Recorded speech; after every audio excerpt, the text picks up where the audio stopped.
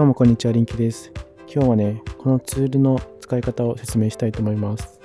リズナイトエッセンシャルを開いて、ツールス、カスタム、モジュールスナッピングツールというのがあるので出しましょう。これを装備します。リズナイトのチュートリアルワールドってめちゃくちゃかっこいい綺麗なアセットが使われているんですけど、そのアセットって実はパブリックフォルダで公開されているんですね。そのアセット一つ一つを簡単にくっつけて建物が作れるっていうのがこのツールの特徴です。アセットは同じく Resonate Essentials Assets The Dome Modular Asset というところにあります。試しに何か一つ出してみましょう。今、橋を2つ出してみました。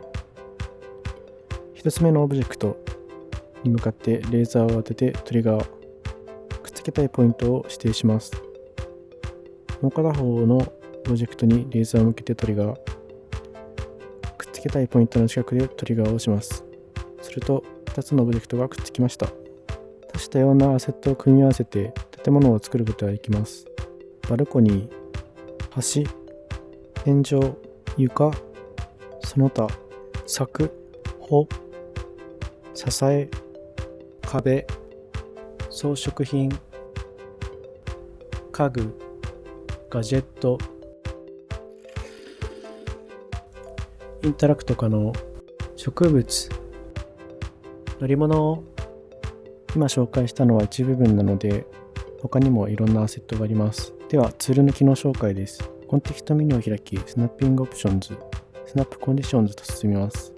これはスナップのポイント表示に関する項目です。Any は割り当てられたすべてのポイントを表示します。Only Allowed は各点に指定されたいい感じになる点だけを表示してくれます。Allowed はセルフは Only Allowed に加えて選択した点と同じ名前のものを表示します。試しにやってみましょう。床とドアを含む壁を用意しました。Any の場合だと点を選択してもう片方適当に点を選択するとこのように変な感じになってしまいます。この場合、スナップコンディションズを Only Allowed に変えましょう。すると、選択した点といい感じになる点のみが表示されます。大体の場合は、これで変な角度でくっつくことを防ぐことができます。ちなみに、Only Allowed でもこのように変になることはあります。確実に防げるだけではありません。このように変になってしまった場合は、コンテキストメニューの戻すをクリックしましょう。このツールで行う操作は戻すが使えます。こ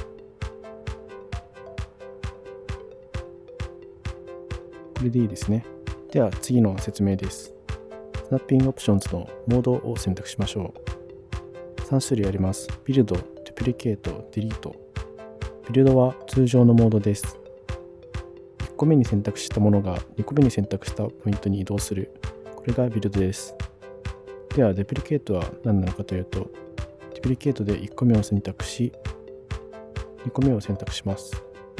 すると1個目のオブジェクトが複製され、2個目の地点にスナップします。これがデュプリケートです。単にコンテキストメニューから複製するよりも簡単に操作を行うことができます。そしてモードのデリートは削除するためだけのモードです。この状態でレーザーを向け、ダブルトリガー。これでオブジェクトを消すことができます。これも戻すに対応しています。この動作と同じです。Only Allowed でポイントを指定します。そしてもう一つのものを選択しようとしたとき、緑色のバウンディングボックスのみが出てポイントが表示されない場合があります。これはいい感じにくっつく点がないということなので、もし強引にでもくっつけたい場合はスナッピングオプションズ、Any に変えてくっつけることをお勧めします。これでもそんなに悪くないですね。また、選択している状態を消去したいときは、レーザーを向けてセカンダリー、これで選択が解除されます。以上がモジュールスナッピングツールの説明になります。最後に初見では分かりにくいポイントを説明します。The Dome Module セットのプランツ、これらの中にはこのようなものが存在しています。出してみましょう。これは植物を掴むことによって複製され、ここに置いて設置するという流れで設置することができます。ここに置くことを忘れていると、この台に追従されたものになってしまうので注意しましょう。植物はマテリアルを揺らしているため、このプラントマテリアルートというものは記冊に残しておく必要があります。ワールドの遠くに適当に置いておくか、もし見た目を消したい場合は、レゾナイトエッセンシャルス、ツールス、デブツール装備して、レーザー向けてセカンダリー。この選択状態になったら、インスペクターを開きましょう。そして、新インスペカーのアウトライン、これのアクティブを切り、マテリアルソーススフィアにあるベスレンダラーのイネーブルド、スフィアコライダーのイネーブルドを切っておきましょう。これでここに存在しますが、レーザーも当たらないし見えなくなりました。これらのツールを使って楽しく簡単に自分のワールドを作ってみましょう。